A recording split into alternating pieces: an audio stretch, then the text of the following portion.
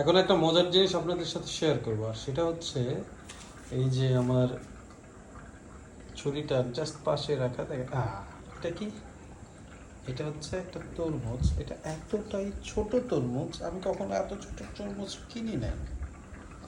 আজকে রাস্তায় দেখলাম, যদি আমি কেটে এনেছি, আমি একটু পরে দেখাচ্ছি ভেতরের অবস্থা। এই তরমুজটা মাত্র 40 টাকা নিয়েছে, মাত্র 40 টাকা।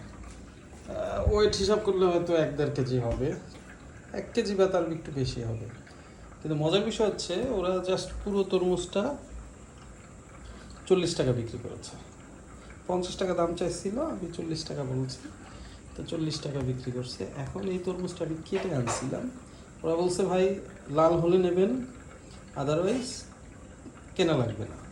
মানে বিক্রেতা বলতেছে লাল হলে নেবেন, নাইলে এই জিনিস এটা আমার।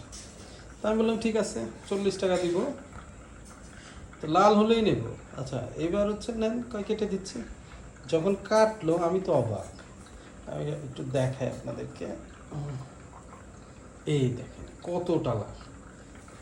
আমি অবাক এই জন্য যে এত ছোট তরমুজ এত লাল হয় কিভাবে। চমৎকার কালার। এখন কেটে দেখতে হবে, খেয়ে দেখতে হবে। দেখে তো মনে হচ্ছে চমৎকার, একদম মিষ্টি হবে, একটু বালি বালিও ভাব আছে, বেলে বেলে তরমুজ যেটাকে বলে। এখন খেয়ে দেখি কি দিয়েছে।